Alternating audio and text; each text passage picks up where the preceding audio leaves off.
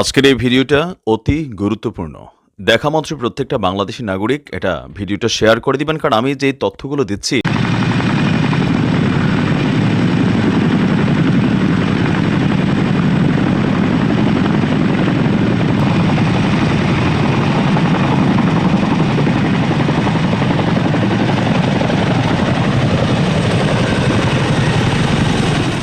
Hello বাংলার খবর চ্যানেলের বন্ধুরা, আশা করি সবাই ভালো আছেন। গোটা তিনেক খবরাখবর নিয়ে চলে এলাম আপনাদের কাছে।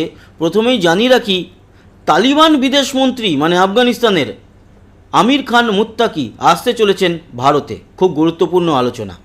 এছাড়া আলোচনা থাকবে পাকিস্তানে আবারও জাফর এক্সপ্রেস উড়িয়ে দিয়েছে বালোচ লিবারেশন আর্মি। অনেকগুলো কামরা একেবারে লাইনচ্যুত হয়ে গেছে, কাত হয়ে পড়ে গেছে।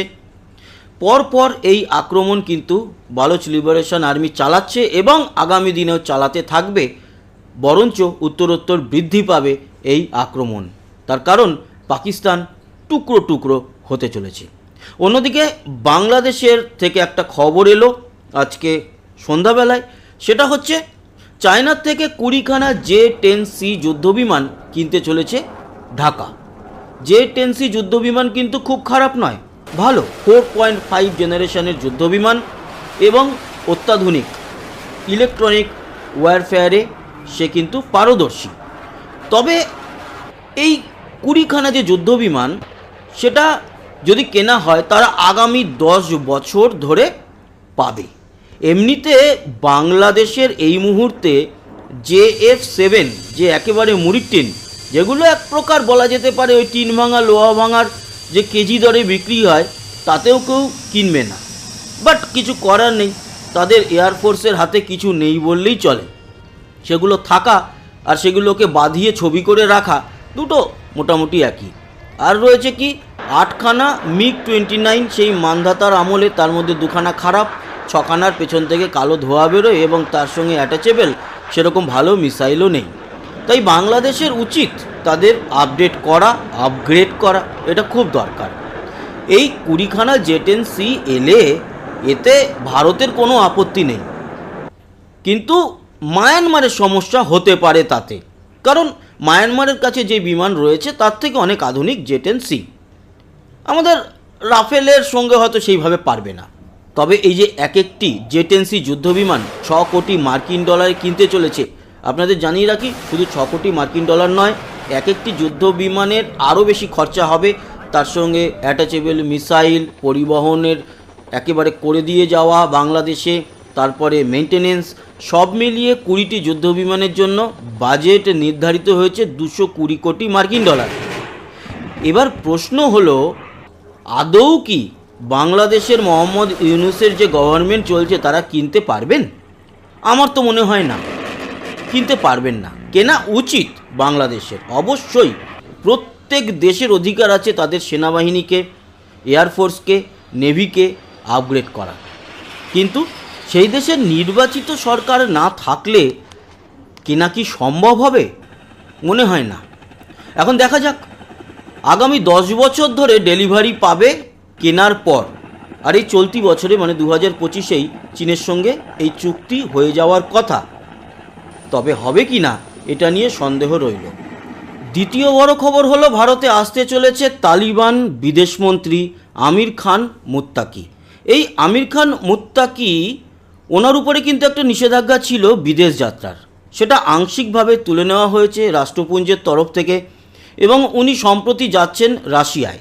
সেখানে ভারত, রাশিয়া অনেক প্রতিনিধিরা থাকবেন।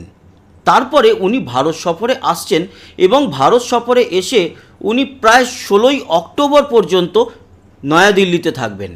আর এখানেই সবাই মনে করছে এবার ভারত কিন্তু আফগানিস্তানের তালিবান সরকারকে মেনে নিচ্ছে, যেটা রাশিয়া সবার প্রথম রিকগনাইজ করেছিল, এবার ভারতও করতে চলেছে।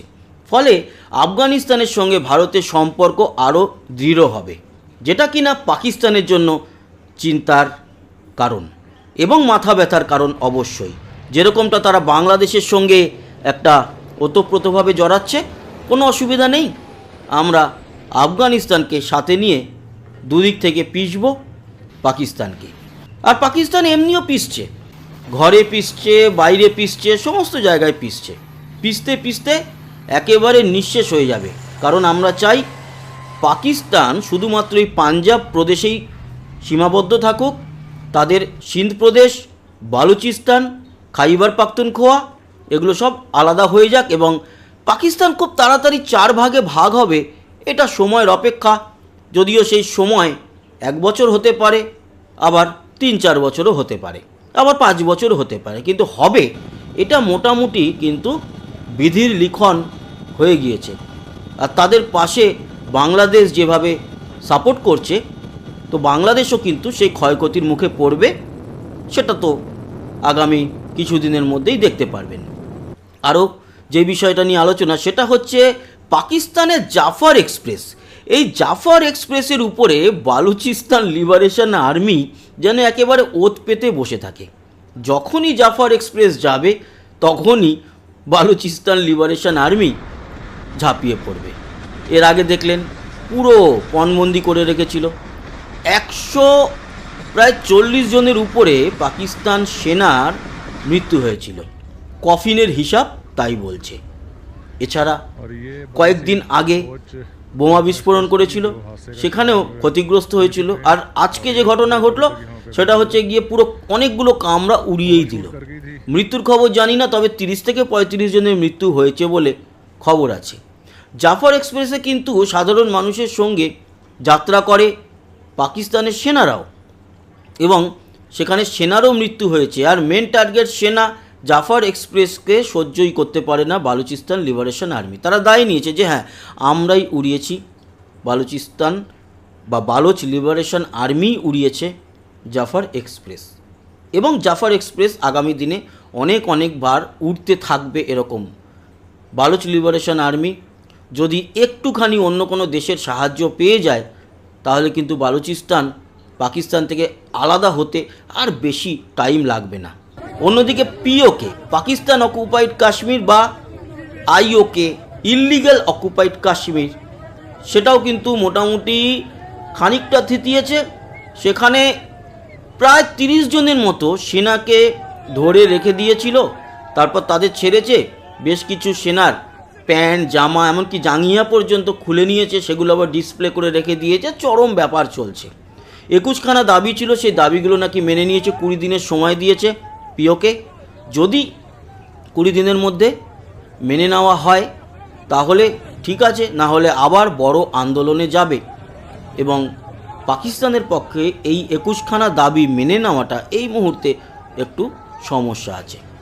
শেষ করব আরেকটা অন্য খবর দিয়ে। সেটা আমি জানিয়েছিলাম গত 3-4 দিন আগে, যে পাকিস্তান যে রাশিয়াকে আবেদন জানিয়েছিল JF-17 ইঞ্জিন কেনার ব্যাপারে, সেখানে তারা লিখেই দিয়েছে পেপারে পাকিস্তানের তরফ থেকে যে রাশিয়া JF-17 ইঞ্জিন দিতে রাজি হয়ে গিয়েছে।